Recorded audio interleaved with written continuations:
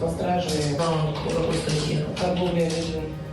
Несовершеннолетними. Вы, когда новость-то узнали о Юлии Логиновой? Я, во-первых, не поверила. Она покупала детей и выдавала за своих. Кто кому кого продает. Она их брала к себе. Мало того, она по документам их родила после того, как... У нее удалили матку. Она всех их рожала, в роддоме вы ее встречались. Без матки никто никогда не родит. Юля очень хитрый человек. Вместе с Юлей арестована еще и Наталья Патока. Они обе морочили Стефану голову.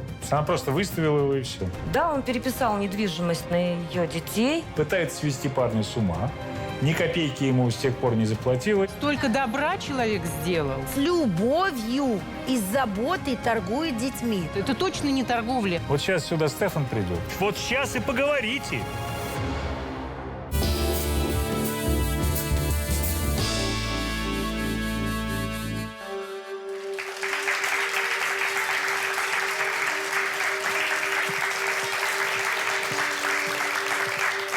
Здравствуйте. На днях в интернете появилась шокирующая новость. В Москве арестовали двух многодетных матерей – Юлию Логинову и Наталью Патоку.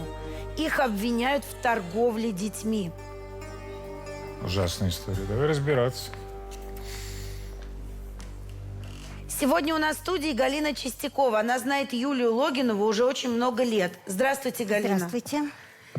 Давайте с самого начала. Как вы познакомились с Юлией? И как давно это было? Но было это очень давно.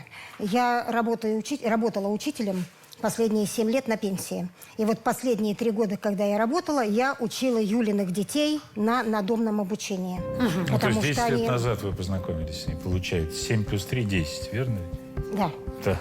Они по состоянию здоровья не могли ходить в школу, и я приходила к ним домой в течение 2 лет. Почему там. они не могли ходить в школу? У Стефана там проблемы были с опорно-двигательным аппаратом, у Леры что-то желудочно-кишечное, то есть они внешне нормальные дети. Юля их записала в 1 класс. Они ходили, ну, несмотря на то, что погодки, они были в одном классе. Потом, на следующий год, я учила еще одного ребенка, Даниэля. Он 1-й год, значит, отучился в школе, очень уставал, утомляемым, там проблемы с сердцем. И вот он уже ко мне сам в школу приходил. Уже я не была у них дома. А вот из этих детей, которых вы учили, кто из них родные дети, кто приемные? Учила Леру. Это родной ребенок или приемный? Это родной ребенок, Да. родная дочка. И Стефан. Стефан приемный. Он появился в то время, когда Лера родилась, и его взяли в семью в возрасте, наверное, 2 лет. А Даниэль? А Даниэль – это тоже родной ребенок. Семья-то хорошая была? Семья очень хорошая. Вот когда я приходила к ним домой, я ни разу не слышала ни скандалов, ни конфликтов, ни шума. Вы, когда новость-то узнали о Юлии Логиновой? Я была в таком шоке. Я, во-первых, не поверила. Во-вторых, вот эта формулировка торговли детьми, кто кому кого продает, она их брала к себе. И они воспитывались как родные дети. То, что они приемные, это ни от кого не скрывалось. В школе знали все, что это дети приемные. В детском саду знали все. Соседи знали все. Когда вы к ним приходили, сколько всего детей было в семье? Знаете, мы когда считали, мы насчитали их 20. А вот сейчас говорят 15. Но, может быть, мы где-то ошиблись. Скажите, или что. Я вот... их так по головам-то не рассчитывала. Да, вы нам говорили, что даже при вас это было, что несколько раз дети уезжали на море отдыхать, чуть не в Дубай. Да? Именно вот примерно раз в год Юля вывозила детей. Всех? Нет, ну не всех, конечно, но все побывали на море. Она, если ехала... Ну, то есть и родных, и приемных всех? Там не разделялись. Но старших-то она не возила, потому что они уже большие сами могли ехать, поэтому здесь и родные, и приемные. Она брала человек 5 с собой обязательно. Понятно, нет. Если Юля ехала на отдых с мамой вместе, значит, кроме этих 5 еще 4 детей добавлялось. То есть там большой оравой. Она никогда не ездила отдыхать одна, чтобы там вот умчаться. Но вот смотрите, к сожалению, фотографий Юли с отдыха с детьми, ну, нет их, понимаете? Ну, где-то там рядом эти 5 детей все равно есть, потому что она их почему-то с детьми она не вывозила фотографировалась. вместе. И какая-то странная надпись. Не знаю, как почему. хорошо дома в Дубае. Она что, считала Дубай своим домом? Ну, она туда часто ездила, да. А у нее там недвижимость была, что ли? Тогда она ездила в отель. Мне сейчас? привозили какие-то... А сейчас меня там нет, я не знаю. Погодите, а с мужем-то вы знакомы были или нет? С кем знакома? С мужем. Вот со вторым. Первого вообще не знала мужа. Давай послушаем, что думают соседи про эту историю. Мы знаем ее вот таких лет. Да, она всегда так росла. Семья хорошая. Муж у нее музыкант был. Он взял и уехал от нее. И она вышла замуж за врача. Они стали брать детей приемных. Врач у нее умер, ей другого мужчину нашли. Она рожает и рожает. Юлю обвиняют в том, что она торгует детьми. Не может быть. Ее? Да. Да не может быть, что она... Ничего плохого не можем сказать. Ничего. Дети всегда были словно безнадзорны. 15 детей для чего? Деньги получает человек. Я постоянно слышу крик маленьких детей, младенцев. Все обычная женщина, как и все женщины. На алкогольной тебе можно было такое ожидать? Да кто его знает, каждая семья. Со стороны то, что у нее каждый год прибавлялись дети. То есть у нее каждый год все больше и больше детей становилось. Вчера было 8, завтра уже 9, потом 10, потом 11. У нее каждый год было дети. У нее были дети, которые вырастали, потом куда-то уходили. Все говорят, что она колола чем-то. Ну нет, это бред, я считаю. Дети абсолютно адекватные, ее называют мама. Эта история, наоборот, связана с тем, что когда погиб сын, они захотели такой посыл вести в мир. Мнения разделились. Знаете, когда все вот началось следствие, когда следственные органы заинтересовались, не знаете? Дело в том, что один из детей Юли попал в больницу. И у него в крови обнаружили очень высокую концентрацию опасных для его жизни веществ. Как вы думаете, она сознательно могла идти на то, чтобы детям портить здоровье, чтобы получать еще и пенсии по инвалидности? Вот я за ней такого не замечала никогда. Не, я просто фантазирую Я сейчас. даже нет. Хорошо. Ну, если предположить, нет, даже не могу Понятно. предположить. В нашей такого студии нет. Виктория Ларина, наш корреспондент собственный, она провела собственное же расследование и может прояснить некоторые подробности этой истории. Так ведь, Вика? Да, здравствуйте. Мы проводили свое расследование. Речь идет о мальчике Саше, которому 7 лет. У него было хроническое заболевание, и его в срочном порядке госпитализировали в больницу. Так что у него нашли-то, какой препарат? Мы, к сожалению, озвучивать не можем, какой препарат у него нашли, но этот препарат понижал уровень глюкозы в крови. В то время как ему надо было повышать ее. Да. И возникает вопрос, для чего мама давала ему этот препарат, если состояние ребенка только усугублялось. Следствие говорит, что это она давала препарат. Конечно, семья Юлии Логиновой после ареста закрылась, не дает комментариев, но удалось же поговорить с ее свекровью бывшей. Давайте послушаем. Она же травила детей. Я вообще-то травила. Она положила его на инсулин. У нее проблемы с сахаром. Проезжая в какое-то время в больнице, у него делают анализы, она находит какой-то препарат. Пардон, кто этот препарат давал, если вы говорите? Когда Юля об этом сказали, Юля была подстава классическая. По предъявленным обвинениям ей вменяют не то, что она там как-то специально доводила до болезни детей.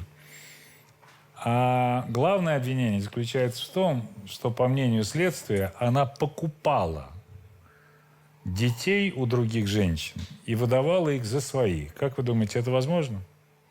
Я не знаю. Но она при вас когда-нибудь беременной вот ходила?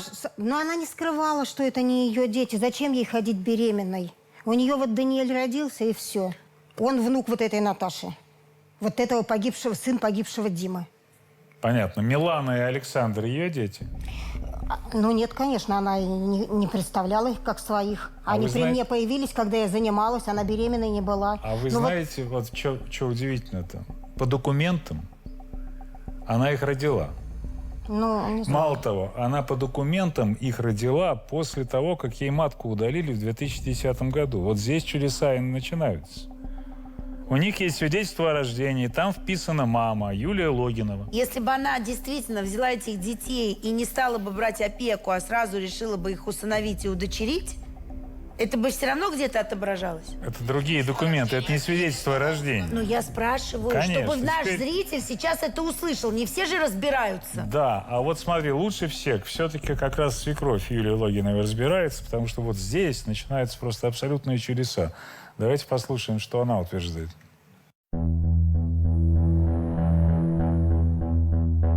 А у Юли, получается, матка была удалена. Ну да. У нее было заболевание, как она могла рожать без органов. Вы знаете, что мужчину подсаживают такое, и у них плод развивался. посаживали на стенку пружины. Такой прецедент, такие опыты ставились. В Австралии первый случай был зарегистрирован, когда женщина родила там 2 детей. А это к слову то, что это Юлины дети или к чему? Конечно, Юля. Она всех их рожала, в роддоме мы ее встречались. 5 из тех, которые обследовали ее, а 5 она взяла под благотворительность. То есть здесь сама рожала? Конечно. Вот сейчас, по-моему, сильно удивились вы. Я удивилась очень сильно, потому что никто это даже не изображал.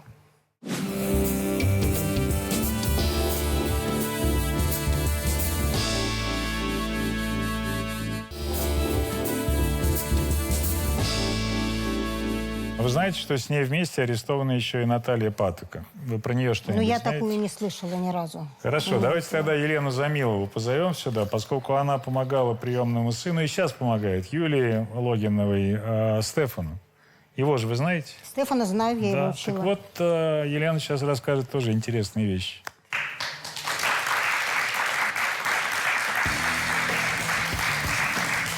Я считаю, что Юля очень хитрый человек, и она зарабатывала на детях. А почему вы так считаете? Я познакомилась с ее приемным сыном Стефаном Вот он. зимой в этом году. И узнала его историю жизни, поняла, что этот ребенок просто был взят и использован в свое личное благо. А как? А как она его использовала? Она получила поддержку со стороны государства на получение недвижимости. Получили 3 квартиры. В каждой квартире была доля у Стефана, как у остальных детей, по 1/20. Она всем детям говорила, что по достижению 18-летнего возраста все дети должны выписаться из квартиры и передать недвижимость ее родным детям, так как они взяли это в ипотеку. И Стефану 18 лет пришлось подписать такие документы и передать недвижимость ей и ее родным детям и остаться бомжом. Вы знаете, когда эта ситуация была на моих глазах, я как-то сначала недоумевала. Я говорила, напиши маме, что ты голоден, напиши маме, что тебе некуда идти. То есть она просто выставила его и все? Да, он переписал недвижимость на ее детей, ушел из дома на заработки, потеряв свое пособие по инвалидности, и он скитался зимой на разных работах, где ему не платили, где он не доедал. Потом попал как бы в мою семью, и я не вмешивалась. Я пыталась наблюдать, около несколько месяцев я наблюдала переписку. Она даже ни разу не спросила, есть ли у тебя деньги, сыт ты, или там замерз, где ты остановился, где ты живешь. Этих переписок не было. Мы побывали, естественно, в гостях, да, у вас и со Стефаном пообщались. Давайте посмотрим.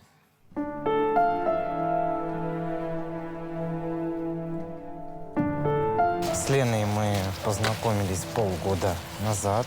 После того, как я рассказал Лене историю, которая произошла со мной, она очень прониклась этой историей.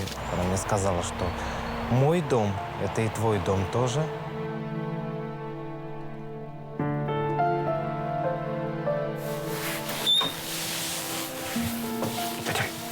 Здесь я живу. Мы живем вместе с Леной. Я живу в комнате, мы ее делим с Климом. Он спит здесь, а я сплю здесь. И иногда по вечерам мы сидим вместе и поем под его гитару. Но сейчас Клим в армии, и на месте его спит Ева. Здесь Лена занимается строительством. Она вот недавно отшлифовала стол. И после того, как я увидел, как Лена занимается ремонтами, и стал у нее учиться, и у меня все очень здорово стало получаться. Это наша кухня. О, Стефан, привет. О, Лен, ты здесь? Да. Садись, сейчас будем чай пить. Стефан за это время стал для меня очень близким человеком, как сын. Наблюдаю до сих пор за ним.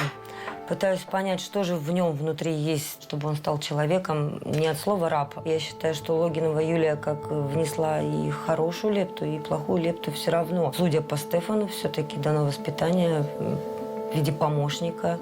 Психологически она готовила детей к тому, что им придется пережить, и все равно остаться в их глазах мамой все-таки достойной, чтобы дети вот как бы на фоне всего этого до конца не могли осознать ошибки, которые допустила Юля. Вот мы начали говорить здесь о том, что вообще-то история всплыла после того, как Александр оказался в больнице. У него в крови был недопустимый уровень веществ неких, мы не будем их называть. Вы что-нибудь знаете об этом?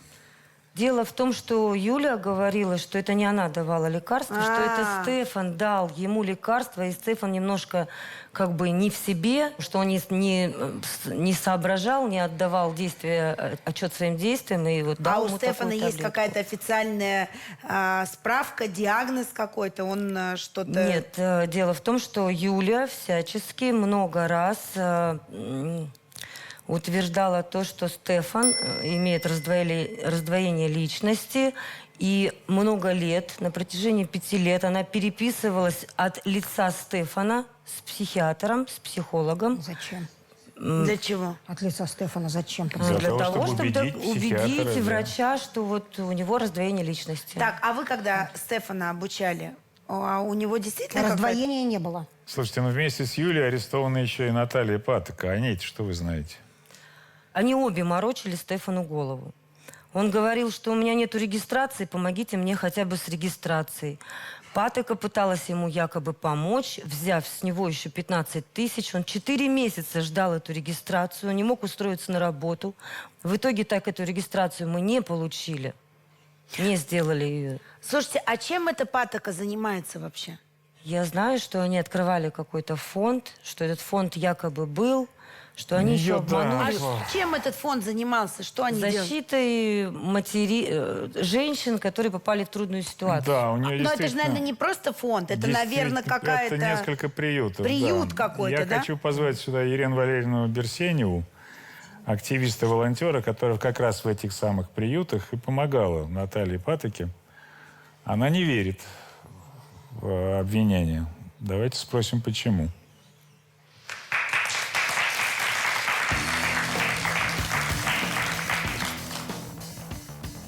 Конечно, ну это вообще шокирующая все история. Я знакома с Юлей, конечно, в меньшей степени. Я просто знала, что есть такая Юля. А с Натальей Патокой мы знакомы более 15 лет. Вы садитесь, пожалуйста. Ага, спасибо. Вот, более 15 лет мы знакомы с Наташей. Решили создать семейный клуб, чтобы привлекать родителей с детьми на досуговую деятельность в районе. Плюс благотворительность, плюс обмен вещами. То есть это живое общение. Говорю, еще раз повторяю, с Юлей я знакома в меньшей степени, да, но я знакома с ее людьми, с ее знакомыми. По мне, этим женщинам вообще надо ставить памятник, потому что это слово «многодетная мать». Ну вот смотрите, Стефан с 2 лет, она его взяла к себе, растила, 18 лет сказала: отдай Долину квартиру, и пошел вон. Больше она им не интересуется, не занимает, пытается свести парня с ума. Ни копейки ему с тех пор не заплатила, и квартира его лишила. Вы это откуда это знаете? От Стефана. Кто говорил с Юлей? Может быть, совсем не так ситуация Подождите, выглядит? это та ситуация, которая не нуждается в объяснении. Есть факт. Есть факт, что мальчик 18 лет, воспитываясь в этой семье с 2-летнего возраста, в 18 остался без всего. Это факт. Он может лишь утверждать о том, что она не очень-то хорошая приемная мама. Подождите. Давайте так, я все-таки хочу к Наталье вернуться. Она несколько лет назад, давая интервью журналистам другого канала, так или иначе раскрыла схему, откуда берутся дети для новых приемных родителей. Максим, которому сейчас 2,5 года, у нас появился тоже с его рождения. С 2 дней мама была моей подопечной. Вот. Она изначально в 32 недели сказала, что он мне не нужен. Она родила Максима, сказала: мне выгоднее, чтобы он умер. Я полетела и забрала его. Сейчас мы ее лишаем прав. Она написала все согласия. Родители ничего не знают, знают сестры. Но они сказали: это испортит нашу жизнь. Они граждане Турции, в общем, говорят, если папа узнает, все, им всем троим будет плохо. Здесь есть одно большое «но». Во-первых, органопедия, когда мама отказывается от ребенка в роддоме, то право на усыновление или взятие под опеку есть у ближайших родственников.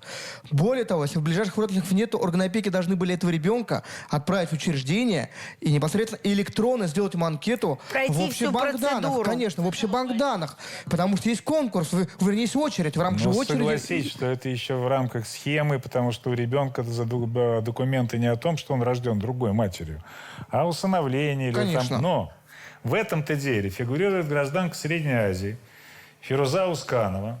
И есть предположение, что Юлия Логинова оформила на себя именно ее детей.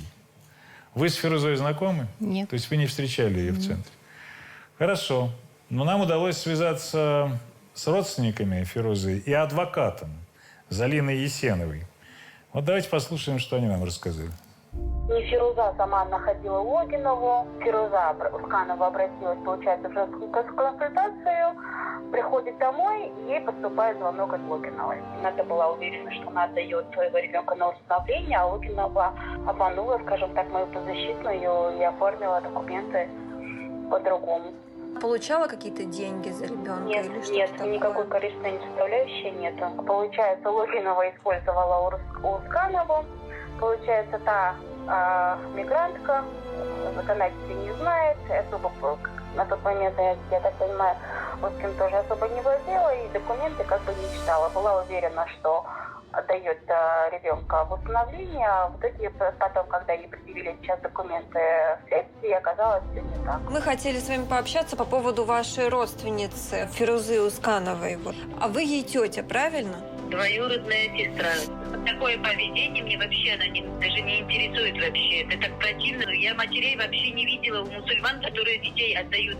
Я в шоке. А мама подозревала, что такая ситуация была? Мама сказала, что вообще не хочет связываться, пусть отвечает. Если делала этого всего, то пусть отвечает. Скорее всего, эта Фируза попала как раз к патоке, а иначе смысл эту патоку привлекать. К патоке как раз попала в центр. И вот там начинается работа с этой женщиной. Тебе зачем этот ребенок?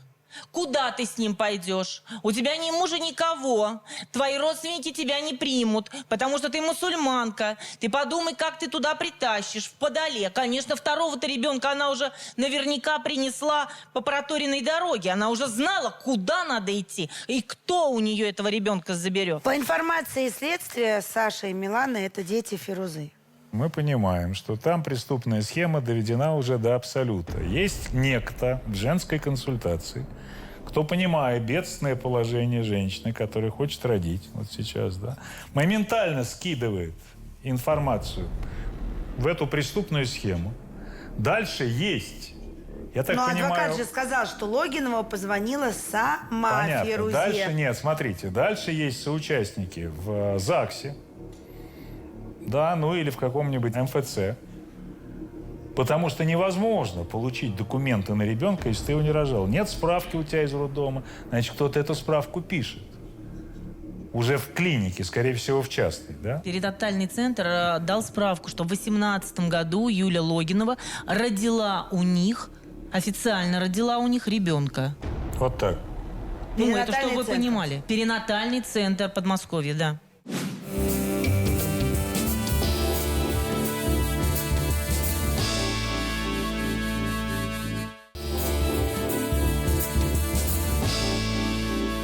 Для вас будет сюрприз, если я вам скажу, а в конце мы покажем доказательства, которые от МВД идет, что обе арестованных признали свою вину. Обе! Обе! Вину какую? Их обвиняют в торговле детьми. Торговли? Ну, понимаете, мы же здесь мнение свое высказываем, да, а судить пусть судьи судят. Да, пусть судят. Я могу одно какое? сказать. Более если ты чистого хороший человека, чем если... Наташа Патока, я в своей жизни не знала и не знаю. Вот сейчас сюда Стефан придет. Вот вы с ним и поговорите. Какой он коварный. Я не знаю да, их. Вот видите, сейчас я и поговорите. Могу... А что голословно тут утверждать? Давайте его позовем. Стефан, идите к нам. Она же и общалась со Стефаном. Я знаю его с детства. Вот, Стефан, здравствуйте. Юля была неплохой мамой, но со временем она вела себя странно. Вот мой ангел-хранитель, который подставил мне плечо и который стал близким человеком. А что с мамой-то не так? Вот расскажите. Вы сказали, что сначала она была хорошей мамой, а потом что-то случилось, и что-то пошло не так. Поначалу, да. Но уже в подростковом возрасте я заметил, как Юлия очень часто начинала говорить, что «Стефан, я беременна, что вот там скоро там появится малыш, мне там нельзя нервничать» и так далее. Это правда, что она от вашего имени общалась с врачом? Да, это правда. Я совершенно случайно увидел эту переписку с врачом. Было очень много неправдивых моментов, было очень много вранья. Что Юлю избивает муж, которого у Юлии и не было, да, вот столько лет. Вы-то вот условно когда она писала, на что жаловались врачу? Что у меня температура, что я там в больнице, что мне там делают какую-то операцию, еще что-то. В опеке она, помнишь, сказала, что ты всю ночь дебоширил, а утром проснулся и не помнил этого. Но вот сейчас Стефан у вас живет? Да. Он кидает что-то по ночам? Нет, ни разу не было, чтобы он что-то... А Юля остальным детям часто давала какие-нибудь лекарства? И зачем? Ну, конечно, я видел, как она давала лекарства, когда дети болели, но я ничего не подозревал. Вы Александру в больницу носили таблетки какие-то? Нет. А навещали? Я даже не знал о том, что Юлия лежит с ребенком в больнице. А когда вы переписали долю в квартире и при каких обстоятельствах? Примерно год назад в той семье была новость, что Илья, старший сын Юли, купил квартиры. Было 3 квартиры. Одна 4-комнатная, вторая 3-комнатная, третья 2-комнатная. Я помогал обставлять эти квартиры. Да. Я Юле в помощи ни разу не отказал. Я и от Юли никогда не отказывался. Нет, правда, что после того, как она убедила вас в том, что надо подписать эти доли, поскольку там есть ипотечные кредиты, вы обратились к юристам, и оказалось, что ни одна квартира в залоге у банка не находится. Я под заблуждением подписал эти ужасные договора дарения. И полгода я не мог просто поверить, как человек, которого я 16 лет называл мамой, могла так со мной поступить, ведь я остался даже без регистрации. Так в том-то и дело. Вы же звонили ей по поводу регистрации, то есть просили хотя бы зарегистрировать. Хотя бы меня зарегистрировать. И что она ответила? Она сказала, что зайди в интернет, там очень много базы, тебе помогут, сделай себе временную регистрацию. За деньги, да? Это так Ну да, звучало. я удивлялся, а почему она не могла бы мне помочь? У меня к вам вопрос. Вы же сталкиваетесь с подобными случаями профессионально, да? Не один раз уже сталкивались. Как по-вашему, это вот похоже на то, как это происходит? Очень я рада, что Первый канал поднял проблему торговли людьми, потому что эта тема замалчивается, елико возможно. А на самом деле это колоссальная проблема в масштабах всего мира. Наша организация «Альтернатива» занимается борьбой с торговлей людьми с 2011 года, в том числе и борьбой с торговлей детьми. Здесь я вижу проблему мошенничества на всех уровнях и подлога документов. Были ли здесь элементы торговли людьми, я сейчас сказать не могу, потому что это должно решить следствие. И следствие должно прежде всего обратить внимание на наилучшие интересы ребенка. И что будет с этими детьми, если, скажем, Наталья или Юлия будут осуждены по статье о торговле людьми? Другое дело, есть статьи в Уголовном кодексе и в Кодексе об административных правонарушениях о незаконном усыновлении или о нарушениях при усыновлении. Они содержат совершенно другой уровень наказания. Это штрафы, но это не заключение под стражу и не лишение свободы. Так что тут надо очень-очень серьезно разбираться. Понимаете, у торговли людьми должна быть цель. это цель эксплуатация. В данном случае я ее не вижу. Почему? Вот смотрите, вот вам пример конкретный. Это не эксплуатация. Получить от государства квартиры в Москве, заметьте, да, в расчете на то, что у нее большая семья, Четырехкомнатную, огромное двух. количество детей, их как-то надо будет расселять и так Конечно. далее. Потом лишить ребенка доли в этой квартире и выставить его на улицу. Это не эксплуатация? Это может быть эксплуатацией, но Получать это надо пенсию доказывать по в суде. инвалидности, хотя инвалидность может быть придумана, если она сама с врачом общалась. Это не эксплуатация? Опять-таки это надо доказывать. Так вот следствие для чего? Конечно. Справедливости ради. Мы же не просто так здесь собрались. Нам же интересно не только свою точку отстоять, а и другие услышать. К нам приехала Наталья Клочкова, которая проживала как раз в приюте у Натальи Патоки. Давайте у нее спросим, что там происходило.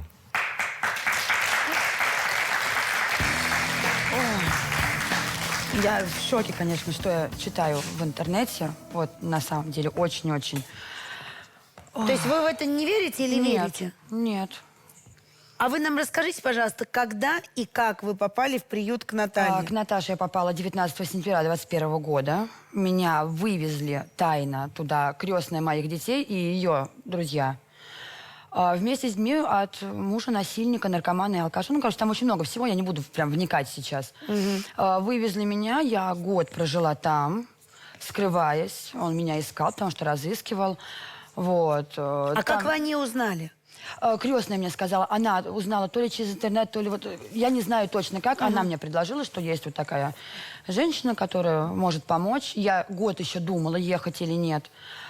Через год, когда случилась одна ситуация, после которой я поняла, что у меня дальше смерть, я собрала вещи и ушла. Скажите, пожалуйста, но вы же понимаете, что тот факт, что вы там жили бесплатно, не означает, что это не стоило ей ни копейки. Вы же ели, пили, помещение Ели, нужно пили, она оплачивать. одевала, обувала нас, да. А на какие деньги? Лечила. Какие-то свои, какие-то волонтеры помогали, но они привозили только еду, памперсы, опять же спрашивая у нас, что нам надо, ну чтобы вот помочь. Сборы устраивали, люди Нет, она не устраивала ни один переводили. сбор. Устраивал сбор именно денежных средств. Ее, они вместе открыли приют с Александром Мусиным. Вот он открыто собирал деньги. Сколько у вас в приюте жилой человек? Всегда по-разному. Иногда Ну, был, в среднем. Иногда он был переполнен. Когда я приехала, там было 2 девочки. Переполнен это сколько? Получается, 4 комнаты наверху, 1 внизу, это 5. Спали в коридоре, это 6. Спала на кухне, это 7. То есть 7 мамочек? Да. Дети при них? Да, конечно. Кто-то был беременный? Нет. Когда я была, не было беременна. Именно были уже с новорожденными, либо просто с детьми. Ну вот чтобы вот все понимали, это даже прокормить вас. Я знаю. Это очень-очень большие деньги. Я знаю. Поэтому понятно, что приют не жил. Вы поймите просто, на деньги, например, этой Натальи, либо она была крупным бизнесом и могла позволить себе содержать такой приют. Но она находилась в приюте все время или нет? Нет, она живет в соседней деревне, через деревню от нас. Но каждый день к нам приезжал, ну, может, максимум через день. У вас администратор присутствовал в приюте? Нет. Вот смотрите. Потому что он неофициальный приют. Официально это очень дорого. Нет, смотрите. Вот в неофициальных приютах, вот я вам рассказываю, в неофициальных приютах есть обязательно существует администратор. Потому что мамочки поступают разные. Мамочки бывают и с девиантным поведением в том числе. И поэтому, если мамочки начнут гулять по ночам, если мамочки начнут выпивать, курить на территории приюта, да, то Были это уже такие. не приют, а дом терпимости. Скажите, пожалуйста, а вот у вас ребенок грудной на руках. Да. Вы сказали, что еще у кого-то из мамочек были Конечно. грудные дети. А вам поступали какие-то интересные предложения? Нет, ни разу. Даже не слышала. Вообще ни краем уха, ни полом уха. Вообще ничего. То есть вам не И предлагали никто, ни кто отказаться, жил- ни подарить, Нет. ни продать, И ничего? кто жил из девочек там, некоторые жили чуть дольше меня, они просто потом ушли, тоже ничего этого не слышали.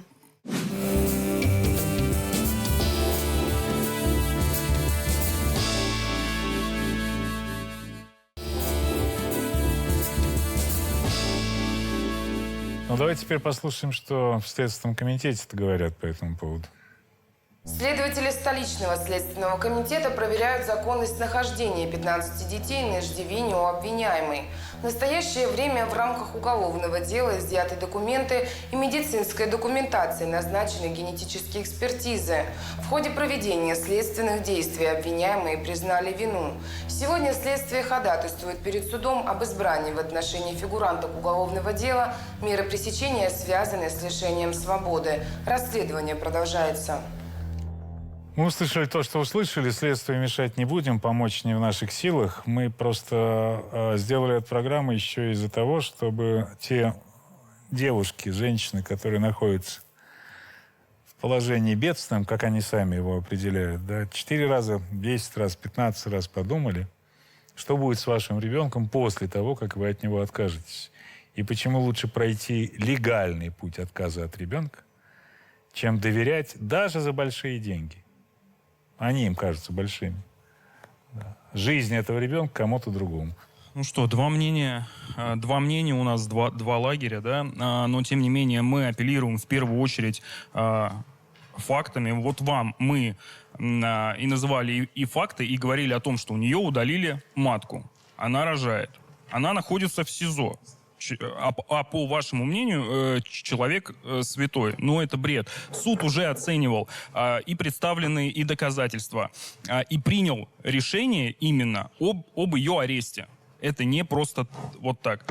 Более вот того, я уверен, что по делу, по этому и в ходе его расследования мы не раз еще услышим из СМИ о довозбужденных уголовных делах и о дополнительных эпизодах.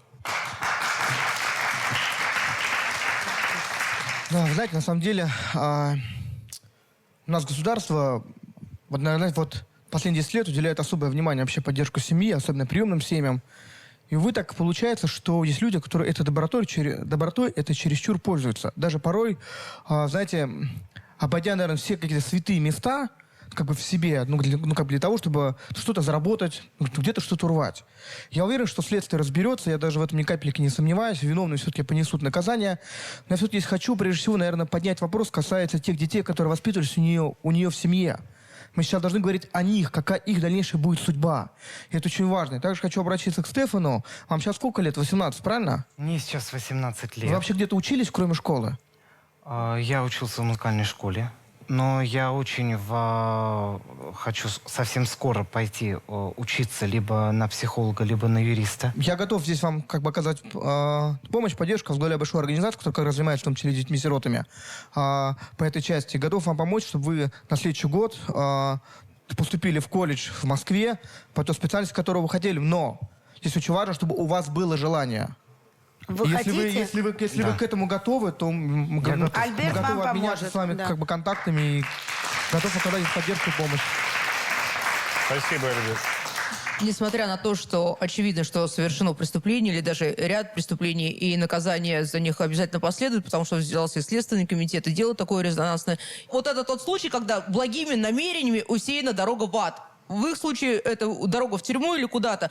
Но почему-то вот не могу... Вот мнение у меня, что они как-то хотели все равно для детей лучше. Нарушали закон, но почему-то во благо. Не знаю, вот у меня вот такая почему-то двойственность. По их мнению, да. А мы об этом и говорили всю программу. И поэтому закон, конечно, мы живем в правовом государстве. Нужно соблюдать рамки закона. Знаете, вот я подумал, почему у меня 4 детей и нету квартиры в Дубае и даже квартиры в Москве. Так именно потому, что их 4. Именно поэтому и нету. А здесь потому, что их 15, есть 3 квартиры в Москве и, по слухам, квартира в Дубае. В нашу семью влезла соседка, которая называет себя старшую по дому. В чем конкретно она вас обвиняет? В алкоголизме. А вы пьете? Ну, как все. Ребенок в опасности. Ты на площадке со своими подружками пила. Ты забыл? Да, да. Тебе что сделала моя теща? Тебе сын-то мой что сделал? А вы употребляете наркотики? Нет. А супруга ваша? Да. Ходит наркотики, распространяет. Хватит. Тебя видели пьяный постоянно. Ладно. Ты максимум месяц трезвый, и опять запой. Ну, если она запойная, значит, вы такая же. Я запойная. У Артема не только бабушка есть, но и дедушка. По какой линии? По моей. Давайте его позовем в студию тоже.